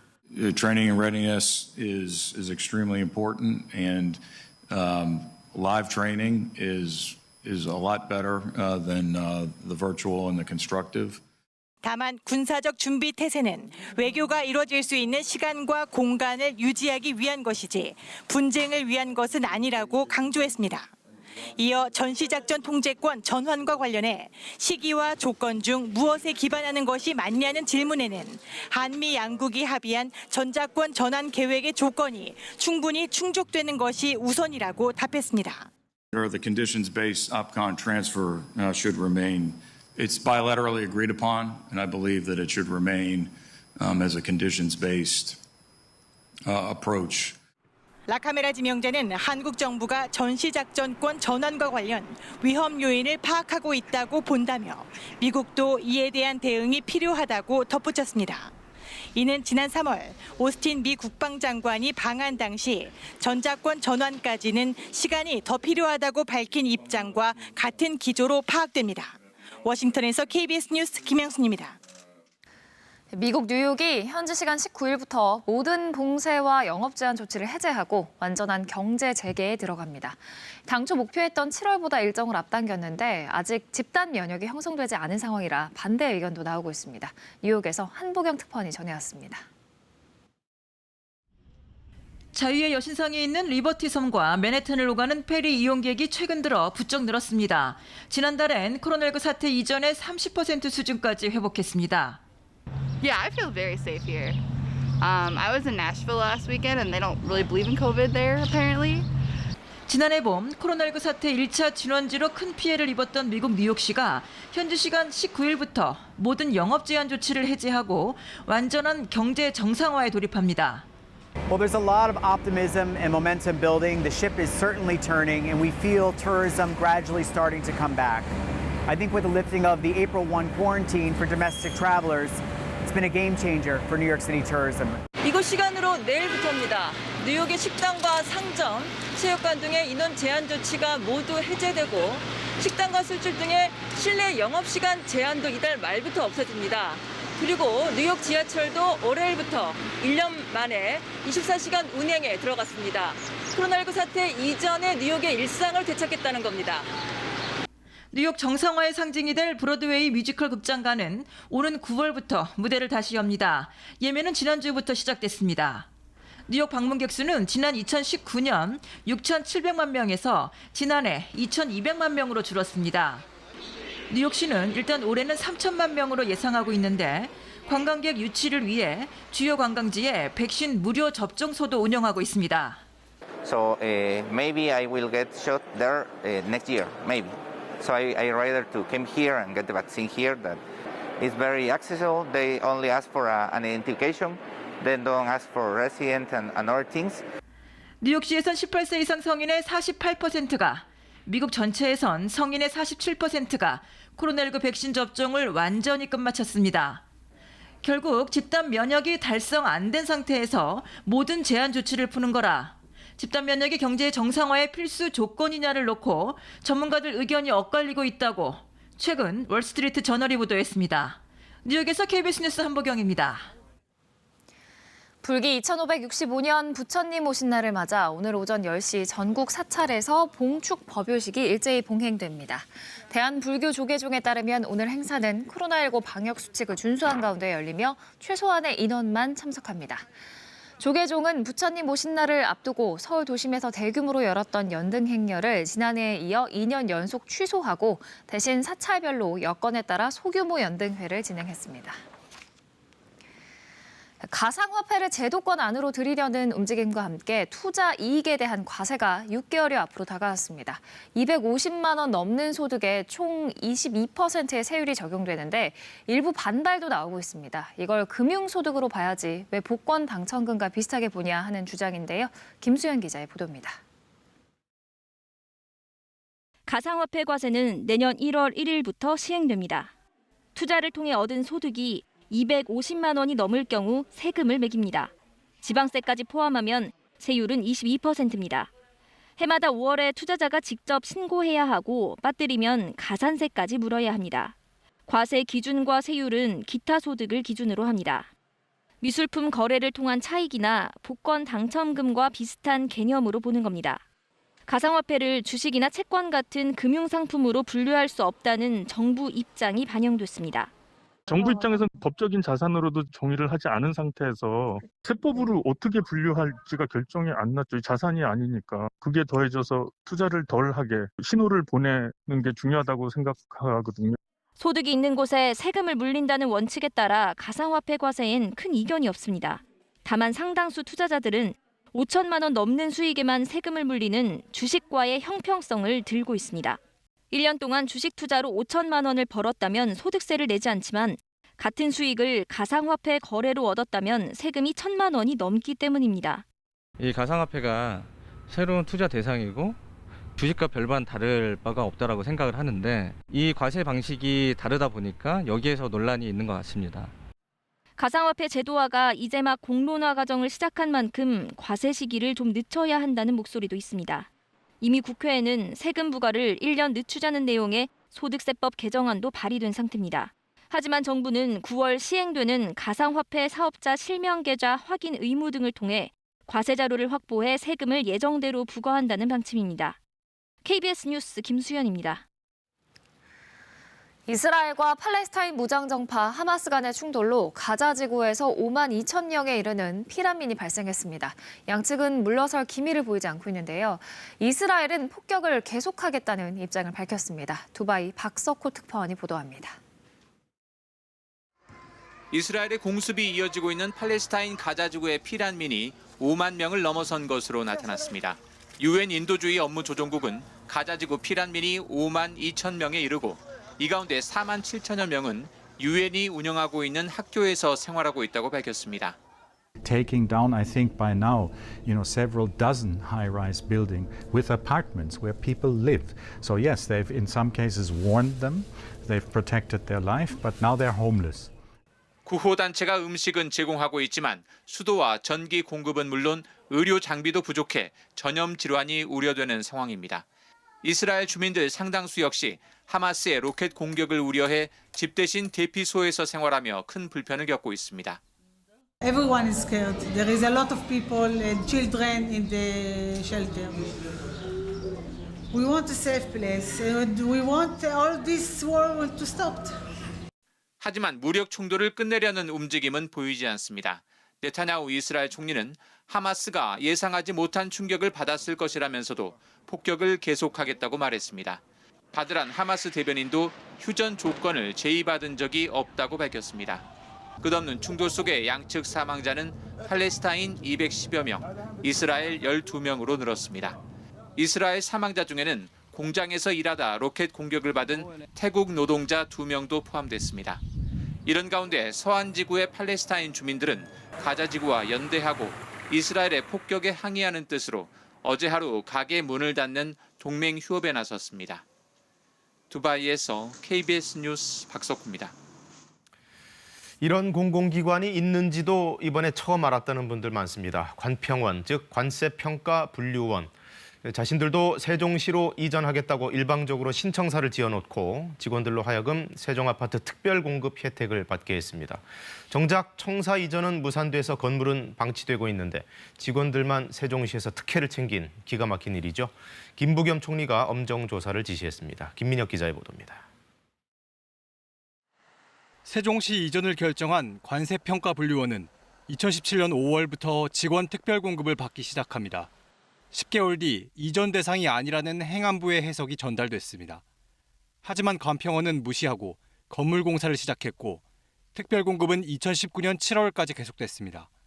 행안부가 감사원에 공익감사를 청구하기 전까지 49명이 특별 공급 아파트를 받았고 시세 차익도 얻었습니다. 이런 이해할 수 없는 신청사 건립에 대해 김부겸 국무총리가 특별 공급 취소 여부를 포함한 엄정한 조사를 지시했습니다. 어떻게 그런 허점이 생겼는지를 제가 정확하게 살펴보라고 그랬고요. 그다음에 그렇기 때문에 최초로 획득한 그들의 특공의 지위 자체가 이게 유용한 지위인지 혹은 특공 취소 여부는 불투명합니다. 행복청은 특공 취소를 소급 적용할 수 있는 규정이 없어 국토부 등과 법률 검토를 하겠다고 밝혔지만 현행 주택법으로도 가능하다는 의견도 나옵니다. 특별 공급을 받을 수 있는 대상자는 아니었음이 확인되었기 때문에 해당 사업 주체가 이 주택의 공급 계약을 취소할 수 있을 것으로 판단되고, 이와 별도로 투기 의혹을 받고 있는 행복청 간부들에 대한 조치도 나왔습니다. 소속 과장 2명의 아내가 세종시 연기면 일대 농지 1073제곱미터를 공동 매입한 걸로 드러났기 때문입니다. 땅을 산 시기는 근처 부지가 국가산단 후보지로 지정되기 전이어서 내부 정보를 이용한 땅 투기 의혹이 일었습니다. 행복청은 해당 과장 2명을 직위 해제하고 경찰에 수사 의뢰했습니다. KBS 뉴스 김민혁입니다. 공수처 1호 사건인 조희연 서울시 교육감의 해직교사 특별채용 의혹과 관련해 어제 교육청에 대한 압수수색이 있었습니다. 또 다른 사건에 대한 수사도 개시됐는데요. 건설업자 윤중천 씨 면담 보고서를 허위 작성한 혐의로 이규원 검사가 대상에 올랐습니다. 보도에 천효정 기자입니다. 공수처 수사진이 압수수색 영장을 집행하기 위해 서울시 교육청으로 들어갑니다. 영장 집행 중이라고 말씀하셨는데 압수수색 온 거 맞나요? 여기 통계 좀 해주세요. 이른바 1호 사건인 조희연 서울시 교육감의 해직교사 특별채용 의혹과 관련해 첫 강제 수사에 들어간 겁니다. 공수처는 어제 서울시교육청 교육감실 등에 수사 인력 20여 명을 보내 특별채용 관련 문건 등 자료를 확보했습니다. 공수처 관계자는 조 교육감의 자택 등은 압수수색에 포함되지 않았다고 전했습니다. 조 교육감은 2018년 자신의 선거 캠프에서 활동했던 인물을 포함해 전국 교직원 노동조합이 요구한 인사 등 해직 교사 5명을 특정해 특별 채용을 지시한 혐의를 받고 있습니다. 공수처는 이런 지시가 직권남용에 해당하는지 살펴보고 있습니다. 감사원은 지난달 23일 특채 의혹에 대한 감사 결과를 발표하고 조 교육감을 경찰에 고발하면서 공수처에 참고 자료를 보냈습니다. 이후 공수처는 경찰에 사건 이첩을 요구했고 출범 이후 첫 사건 번호를 부여해 정식 수사에 착수했습니다. 공수처는 압수수색을 통해 확보한 자료들을 분석하는 대로 관련자들을 잇따라 불러 조사할 것으로 보입니다. 이와 관련해 조 교육감은 입장문을 통해 수사에 적극 협조할 것이라며 공수처가 진영 논리에 휘둘리지 않고 법에 근거한 판단을 내려줄 거라 믿는다고 밝혔습니다. 한편 공수처는 대검찰청 과거사 진상조사단 소속이던 이규원 검사의 윤중천 면담 보고서 허위 작성 혐의에 대해서도 직접 수사에 나섰습니다. 공수처가 검사 사건을 직접 수사하는 건 이번이 처음입니다. KBS 뉴스 천효정입니다. 어제 오후 5시 50분쯤 경기도 안양시 호계동 신기 사거리 인근에서 상수도관 교체 공사 도중에 수도관이 파열됐습니다. 이 사고로 인명 피해는 없었지만 경찰이 침수된 3개 차로를 통제하면서 퇴근길 차량 정체가 1시간 넘게 이어졌습니다. 또 인근 도로까지 물이 넘치면서 시민들이 버스 정류장과 횡단보도를 이용하지 못하는 등 큰 불편을 겪었습니다. 북아프리카의 모로코와 유럽의 스페인은 국경을 맞대고 있는데요. 이 경로를 통해서 최근 불법 이민자가 하루 사이에만 8,000명씩 유입되고 있습니다. 모로코가 일부러 국경 봉쇄를 느슨하게 해서 벌어진 일인데 그 이면에는 두 나라 사이 갈등이 있다고 합니다. 어떤 내용인지 유원중 특파원이 보도합니다. 모로코 한 귀퉁이에 위치한 스페인령 세우타. 불법 이민자들이 셀 수 없을 정도로 몰려들어갑니다. 현지 시간 17일 육지와 바닷길을 가리지 않고 하루 새 8,000명이 유입된 것으로 파악됐습니다. 지난 5개월 동안 약 500명 정도가 들어온 것에 비해 비이상적으로 많은 이민자가 들어온 겁니다. 이 가운데는 함부로 돌려보내기 힘든 미성년자도 수천 명인 것으로 알려졌습니다. 모로코 쪽에서 찍힌 영상. 국경 경비원이 문을 활짝 열어놓고 불법 이민자들을 들여보냅니다. 심지어 빨리 지나가라는 듯 손짓하는 장면까지 포착됐습니다. 스페인은 물론 유럽으로 들어온 불법 이민자를 분산 수용해야 하는 유럽연합도 발칵 뒤집혔습니다. El caos es de tal magnitud que en estos momentos yo no estoy en condiciones de poderle concretar la cifra exacta de personas que ayer llevaron a cabo esta avalancha.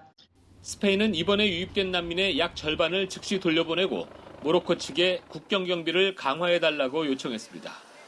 하지만 전문가들은 모로코가 스페인을 압박하기 위해 일부러 이민자 통제를 하지 않았다고 분석하고 있습니다. 코로나19에 감염된 모로코 반군 세력 지도자를 스페인이 자국으로 입국시켰기 때문이라는 겁니다. 스페인은 인도주의적 차원에서 그를 수용했다고 설명하고 있지만 두 나라 사이의 갈등은 당분간 이어질 것으로 보입니다.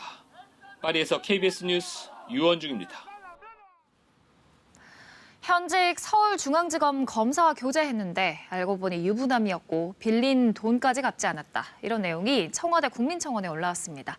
여성은 검찰에 진정도 했지만 별다른 조치가 취해지지 않았다고도 주장했는데요. 법무부와 검찰은 조사 중이라는 입장을 밝혔습니다. 임종빈 기자입니다. 청와대 국민청원 게시판에 올라온 글입니다. 글을 쓴 A씨는 지난 3월 서울중앙지검에 검사 비위에 대한 진정서를 제출했다고 적었습니다.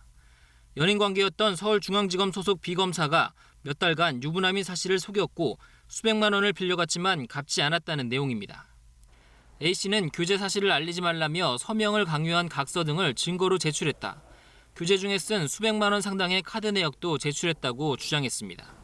감찰 담당 부서 검사는 B검사에 대한 징계는 이뤄질 것이라고 하면서도 자신에게 수차례 연락을 해 진정 취하를 유도하는 듯한 이야기를 했다고 A씨는 주장했습니다.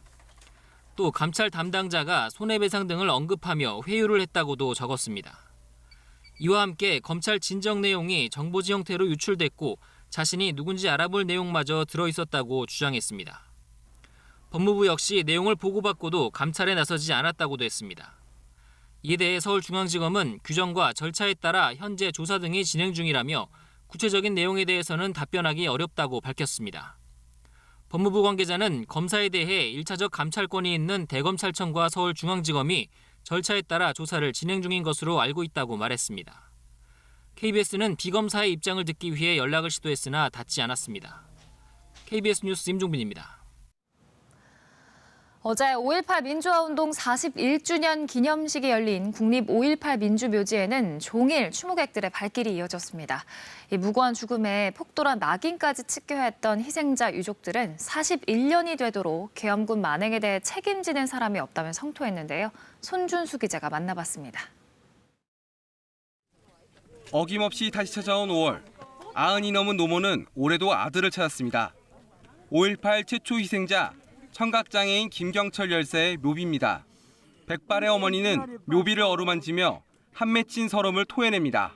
그 폭도 빨개 강사태 뒷급에 그 누명백기라고 엄마 고생 많이 했다. 너무너무 힘든 고생을 했지만 이제 우리한테도 어두운 밤이 햇빛이 비치려고. 아들의 첩도를 축하하러 왔다가 돌아간 친구는 차가운 주검으로 발견됐습니다. 그립고 미안한 마음에 해마다 5월이면 친구를 찾아 막걸리 잔을 따릅니다. 백방을 이제 병원 다 찾아다녔어요. 없어요. 그러고 이제 그때 6월달 좀 지나갖고 이제 가족이 이제 와갖고 이제 왔어요. 연락이 와갖고 이제 찾으러 갔어요. 갔더니 감회장 해놨더라고요. 소중한 사람을 떠나보낸 이들에게 지난 41년은 억울함에 마냥 슬퍼할 수만은 없었던 시간이었습니다. 무고한 죽음을 당하고도 폭도로 낙인 찍혀 했던 유족들과 광주 시민들은 41년이 지나도록 책임자는 나오지 않고 있다고 성토했습니다. 이미 다 알고 있는 역사의 사실인데도 불구하고 그렇게 좀 뭐랄까요, 회피하는 발언을 자꾸 하고 그다음에 책임자가 없다? 그러면 누가 총을 쏘고 그런 것들도 이렇게 보면은 참 마음이 아프죠. 민주주의를 지키기 위해 광주 시민들이 목숨을 걸고 신군부와 맞선 지 어느덧 41년.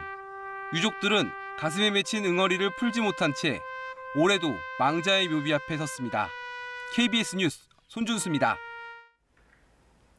오늘 아침 내륙 지역에는 안개가 짙게 끼어 있습니다. 밤사이 기온이 떨어지면서 내륙 지역을 중심으로 가시거리가 매우 짧은데요. 해남은 가시거리가 70m, 그 밖의 지역도 가시거리가 200m가 채 되지 않는 곳이 있습니다. 이른 아침 이동하신다면 앞차와의 간격 넉넉하게 두셔야겠습니다. 기온이 오르면서 안개는 빠르게 걷히겠습니다. 오늘 한낮에 서울이 26도, 대구 29도, 강릉은 30도까지 치솟으면서 초여름 더위가 찾아오겠습니다. 지금 수도권 지역과 또 충청 지역에서는 일시적으로 미세먼지 농도가 높게 나타나는 곳이 있습니다. 그 밖의 지역은 종일 공기가 깨끗하겠고요. 하늘도 맑겠습니다. 현재 기온 살펴보겠습니다. 어제 아침보다 기온이 조금 낮습니다. 서울 13.2도, 광주가 14.8도, 대구 16.9도 가리키고 있고요. 한낮에는 기온이 쑥쑥 올라서 서울 26도, 대전과 광주, 청주가 28도, 포항은 27도까지 오르겠습니다. 바다의 물결은 모든 해상에서 비교적 잔잔하겠습니다. 내일은 전국에 비가 내리면서 더위가 한풀 꺾이겠습니다. 내일 새벽 제주도와 남해안을 시작으로 오전 중에는 충청 지역까지, 또 오후에는 수도권과 강원 지역까지 비가 확대되겠습니다. 이 비는 금요일 오전까지 이어지다 그치겠습니다. 날씨 전해드렸습니다. 한강에서 대학생 손정민 씨가 숨지던 날 비슷한 시간대에 누군가 강물로 걸어 들어가는 걸 봤다는 목격자들이 등장했습니다. 경찰이 확인 작업을 벌이고 있는데 아직은 그 사람이 손정민 씨라는 결정적인 증거는 없습니다. 오대성 기자의 보도입니다. 지난달 25일 새벽 4시 32분 손정민 씨의 친구가 반포 한강공원 나들목을 지나갑니다. CCTV 화면엔 보이지 않지만 손 씨와 친구가 놀던 곳에서 20m 정도 떨어진 지점에는 낚시를 하던 7명이 있었습니다. 경찰은 이들에게서 강 안쪽으로 걸어 들어가는 남성으로 보이는 인물을 봤다는 진술을 확보했다고 밝혔습니다. 낚시꾼들은 그때가 새벽 4시 40분쯤이었다고 기억했습니다. 일행 중 5명이 직접 봤는데 수영을 하듯 강 쪽 깊숙한 곳으로 들어가고 있었다고 진술했고 2명은 물이 첨벙거리는 소리만 들었다고 말했습니다. 경찰은 목격자들과 물속 인물까지 거리는 80m 정도였다고 설명했습니다. 또 강가에서 중심부로 7m를 들어가면 수위 1.3m, 12m를 들어가면 수위가 1.7m로 깊어진다고 밝혔습니다. 당시 낚시꾼들은 긴급 상황이 아니라고 판단해 신고하지는 않았다고 했습니다. 원 안에 보이는 낚시꾼들은 새벽 5시 5분쯤 귀가하는 게 CCTV에 찍혔는데 이들은 이때까지도 입수한 사람이 나오는 건 못 봤다고 경찰에 진술했습니다.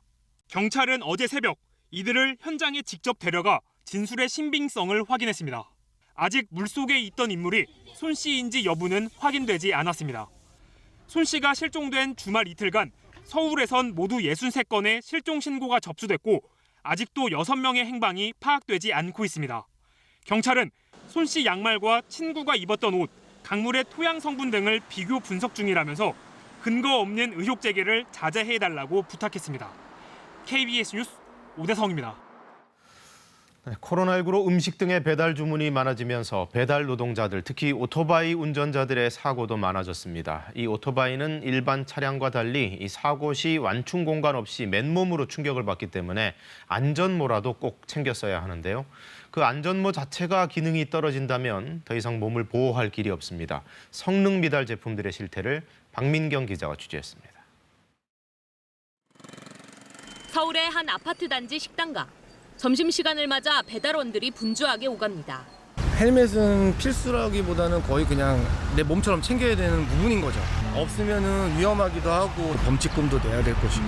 오토바이 사망사고 10건 가운데 4건이 머리 부상 때문인 만큼 안전모 착용률은 90% 수준으로 높은 편입니다.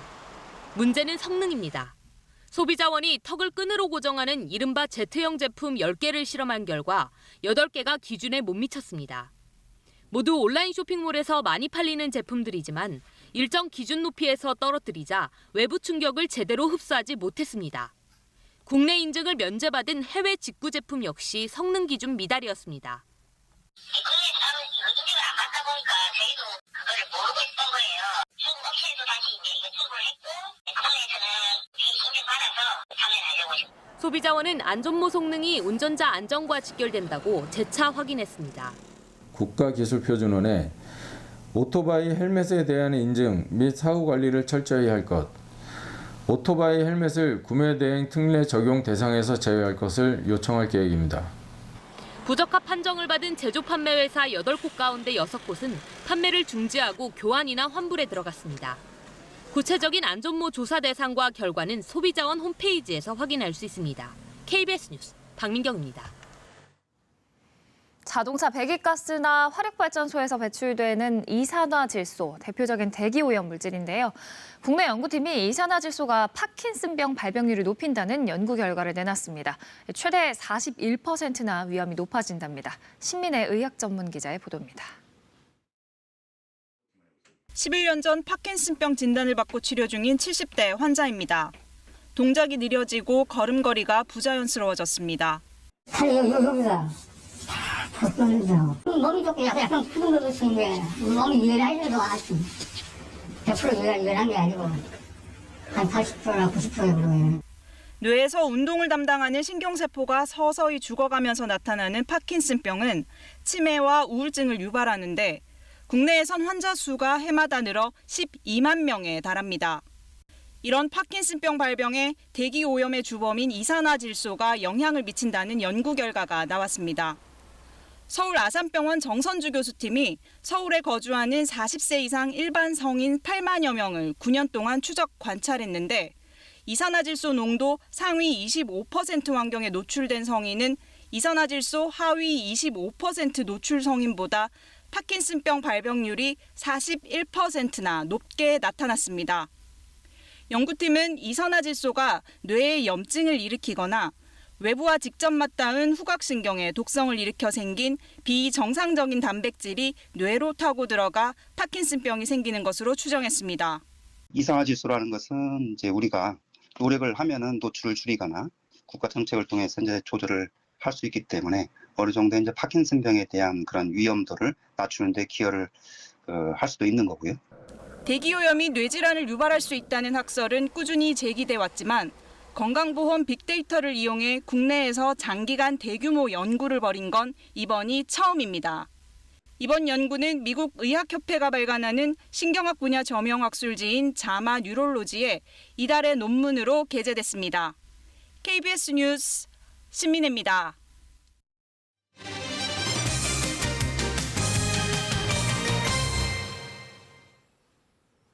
아파트 단지에서 등록 차량이 아닌 외부 차량에 대해서 임시로 주차증을 작성해 주는 경우가 있죠. 그런데 하남의 한 아파트에서 임시 주차증 뒷면에 입주민 등 10여 명의 개인정보가 노출됐습니다. 아파트 측은 이면지 사용해서 나온 실수라고 해명했습니다. 김민아 기자입니다. LH가 지은 경기 하남의 행복주택에 지난달까지 살았던 안모 씨.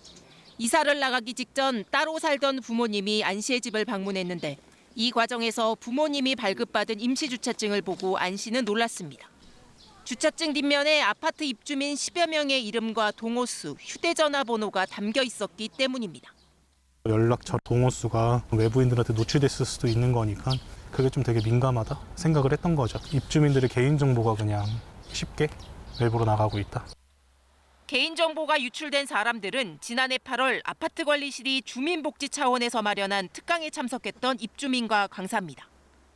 아파트 관리업체 측은 외부 차량에 발급하는 임시주차증에 특강 참석자들의 개인정보가 담긴 종이가 섞여 들어갔다고 해명했습니다. 승용차가 들어가서 수속을 해야 될 거 아니에요. 온도도 해야 될 거 아니에요. 이면지라는 게 좀 쌓이고 쌓으면 최근에 와서 없어졌던 거예요. 취재진이 관리실의 협조를 얻어 방문 차량 주차증으로 쓰는 이면지를 확인했더니 이면지 확인 도장이 찍혀져 있지 않은 종이가 다량 포함돼 있었습니다. 근데 여기는 이면지 활용이라고 도장이 찍힌 거는 없네요. 하나하나 다 골라내야 되는 게 원칙이지만은 이게 하다 보면은 이제 끌려들어가는 경우가 있죠. 1492세대가 사는 이 아파트 단지의 외부 방문 차량은 한 달 평균 180대 안팎. 아파트 관리업체 측은 내부 공지를 통해 입주민들에게 공식 사과하고 재발 방지 대책을 마련하겠다고 밝혔습니다.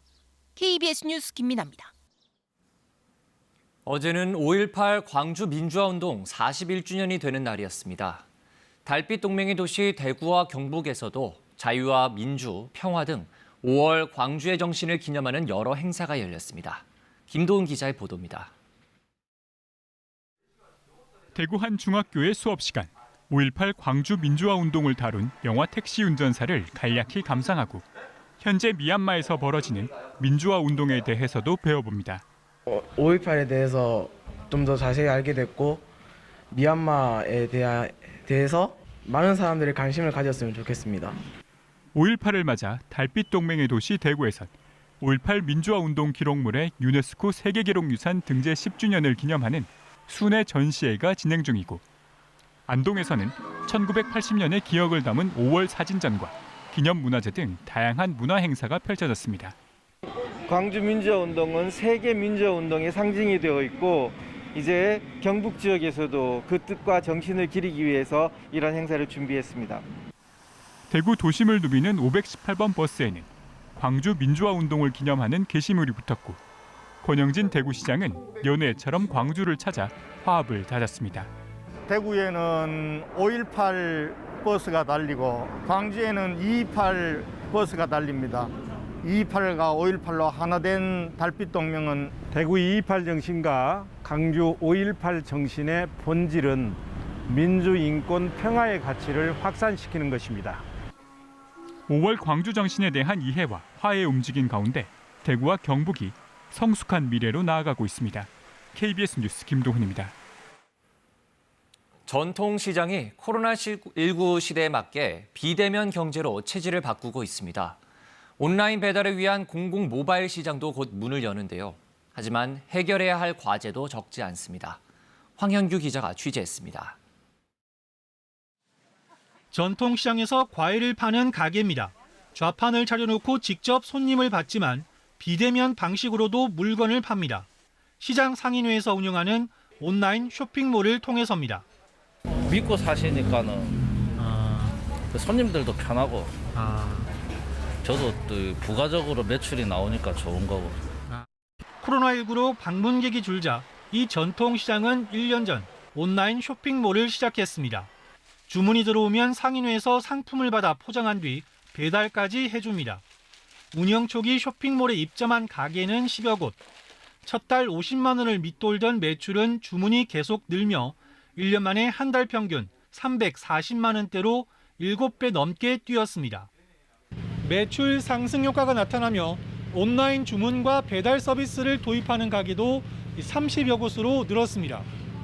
다음 달에는 부산시가 운영하는 공공 모바일 시장도 문을 엽니다. 수수료가 적은 게 장점입니다. 그런데 가맹점 확보가 기대에 못 미칩니다. 참여한 전통시장이 4곳뿐입니다. 300곳을 모으려던 가맹점도 3분의 1 수준에 그칠 것으로 보입니다. 온라인 시장에 대한 이해도가 아직은 부족하다는 거 하고 나하고 먼 이제 사업장이다 이렇게 생각하기 때문에 온라인 상품 개발 등을 맡을 전문 인력 확보와 포장재 등 운영 비용도 걸림돌입니다. 인건비가 지원되지 않는다라면은 사실상 이 온라인몰 운영하는 데는 엄청난 어려움이 있습니다. 그리고 지속적이 될 수가 없습니다.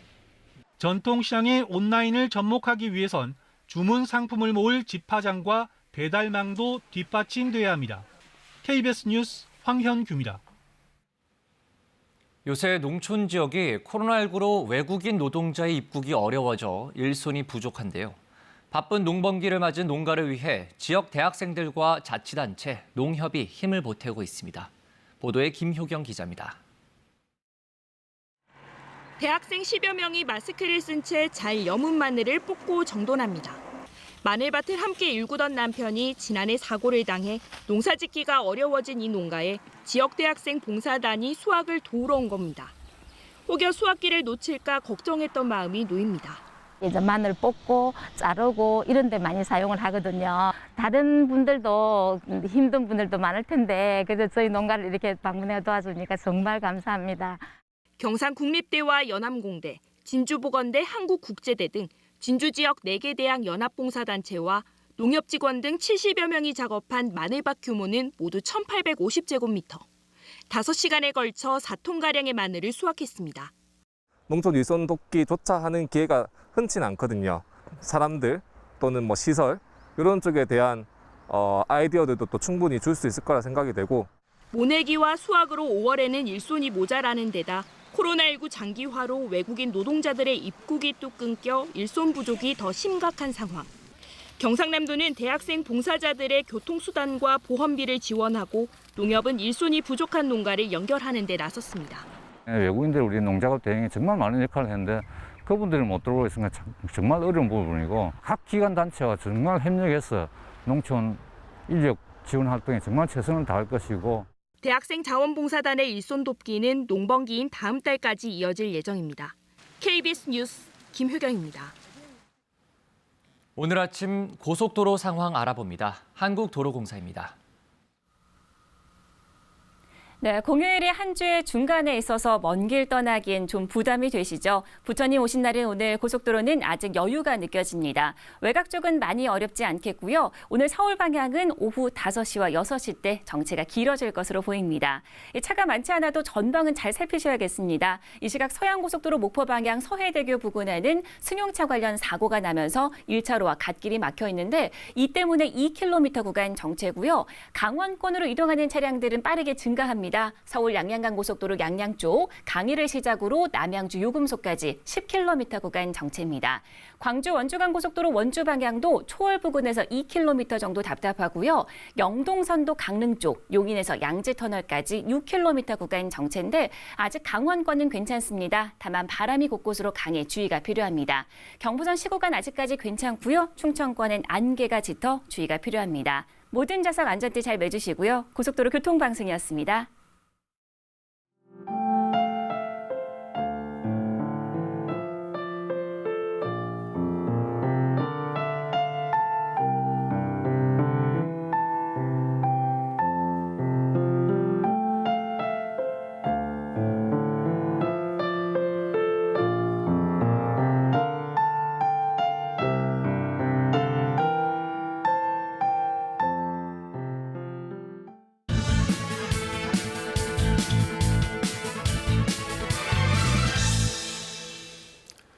관세청 산하기관인 관세평가분류원의 도덕적 해이와 정부 부처 난맥상, 황당한 부실 행정을 놓고 거센 비판이 일고 있습니다. 세종시 이전 대상 기관이 아닌데도 거액의 예산이 집행돼 버젓이 신청사가 지어졌고 직원들은 세종시 이전 대상 공무원들에게 주어지는 아파트 특별 공급을 신청했습니다. 결과적으로 세종시 이전이 무산돼 신청사는 주인 없는 유령 건물이 됐지만 직원들은 이른바 공무원 특별 공급을 통해서 수억 원씩 시세 차익을 챙겼습니다. 2021년 대한민국에서 벌어진 일이라고 상상조차 할 수 없는 허탈한 부조리가 벌어졌습니다. 사정은 이렇습니다. 공공기관 이전 작업을 총괄하는 행정안전부는 지난 2005년 관세평가분류원을 세종시 이전 대상 기관이 아니라고 발표했습니다. 그런데도 관세평가원은 청사 이전 작업을 추진했고 웬일인지 예산을 총괄하는 기획재정부는 170억 원이 넘는 신청사 건립 예산을 배정했습니다. 뒤늦게 잘못을 알고 행정안전부가 제동을 걸었지만 소용이 없었습니다. 지난해 5월 결국 신청사가 완공됐지만 이전 작업은 백지화됐고 5층짜리 신청사는 1년 가까이 공실로 방치되고 있습니다. 이 과정에서 관세평가원 직원 49명은 특별공급으로 세종시 아파트를 분양받았습니다. 세종시 아파트 공무원 특별공급 제도를 둘러싼 특혜 논란은 어제 오늘 일이 아닙니다. 세종시로 이주하는 공직자들 주거 안정을 위해서 도입된 공무원 특별공급은 일반 청약에 비해서 경쟁률이 훨씬 낮고 세금도 깎아주며 이주 지원금도 제공됩니다. 하지만 지난 10년간 특별공급 형식으로 분양된 세종시 아파트 2만 5천여 채 가운데 약 4분의 1은 실제 거주용이 아니거나 이미 매매된 걸로 조사됐습니다. 공무원 특별공급이 공인된 투기 수단으로 변질됐다는 비판이 곳곳에서 제기되고 있습니다. 정부는 공무원 특별공급 제도를 전면 재점검해 실수요자 눈높이에 맞도록 고쳐야 합니다. 또 투기 의혹이 불거진 공직자들은 낱낱이 조사해서 부당이득을 철저히 환수해야 합니다. 잘못된 행정조치로 거액의 세금이 낭비된 만큼 관련 부처 공무원들 책임도 반드시 따져 물어야 합니다. 뉴스 해설이었습니다. 내륙 지역에는 여전히 안개가 짙게 끼어 있습니다. 가시거리가 200m 안팎까지 좁혀져 있는데요. 그래도 기온이 오르면서 안개는 빠르게 걷히겠습니다. 오늘 한낮에 서울이 26도, 대구 29도, 강릉은 30도까지 치솟으면서 평년 기온을 웃돌겠습니다.